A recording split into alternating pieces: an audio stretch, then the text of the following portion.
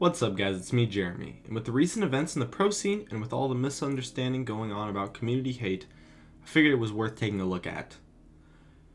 You know, when it comes to the online community, and with the pro scene especially, there is no doubt that a lot of hate goes on. Some players are liked more than others, but at the end of the day, pretty much everyone who is talked about is going to receive at least some degree of hate. It ranges from mild criticism to full-on death threats and personal attacks. And for those who receive the worst, it really has a huge effect on them. So why do we criticize and hate those within the community? Well, the thing is that in League, it's almost as if everyone is a coach. It's so easy to see mistakes that a player makes, or what they could have done better, or just the fact that they're playing terribly. You have the stats right there on the screen that tells you that a player isn't doing well. It's just so easy to come up with criticism for players since it's so transparent when they're messing up. And then naturally, as is with human nature, you go and talk about it. In addition, when it comes to the internet, if you do something bad or offensive, people are going to remember it pretty much forever. The biggest example of this that comes to mind is the massive hate Zuna accumulated after trash-talking Dignitas at the World Qualifiers.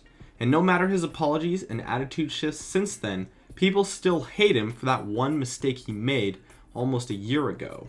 If we add into that the clear anonymity of the internet, as well as the thriving communities in YouTube, Reddit, and other websites, we often end up with simply just a ton of hate and a lot of circle jerking. Someone in the scene does something minor and it's blown out of proportions, and all of a sudden that person is going to be hated on publicly for quite some time. And even if they try to fix their mistakes, people usually just end up making it worse and worse. There's no backing out of community hate, since it's so frequent and it's just so public for everyone to see. And every day these people read those comments, and it sucks. A fellow YouTuber, Total Biscuit, provides a really solid opinion on this. And although he's not a pro gamer, it definitely still applies, since he is more than experienced with the online community. And he says, in reference to his Hearthstone videos, "Every time I make a mistake, I don't beat myself up about it because I made a mistake. I do it because I just gave people another avenue to complain and say things like, 'It was painful to watch,' or 'It was cringeworthy.' I've heard so much of it, I'm rolling in self-doubt. And the only reason I keep that series up is because it pays well now. It used to be through passion for the game, but the audience killed that." And that's exactly how it is for the pro scene. When we see people like Woong, and more recently Nian Tanso, citing community hate as a major problem for them, the fact is that the community really just blows off the severity of their own hate. Mistakes are often talked about for a long time and are scrutinized, and it's easy to sit here and tell them to get a thicker skin or to man up or even to just ignore them. But the reality is that's just not possible. The hate is too frequent, too common, and too public. And it's not going to go away either, because there is no individual person to blame. And because of this, everyone sees themselves as blameless.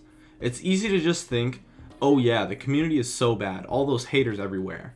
But in reality, we are all part of the community. Just because you don't hate on someone doesn't mean you couldn't have done anything to stop the hate from occurring.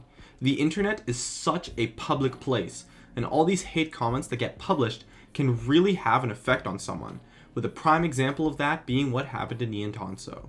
So I guess the key takeaway is to realize that if you are part of a community hate, it has a really serious effect on the online personalities.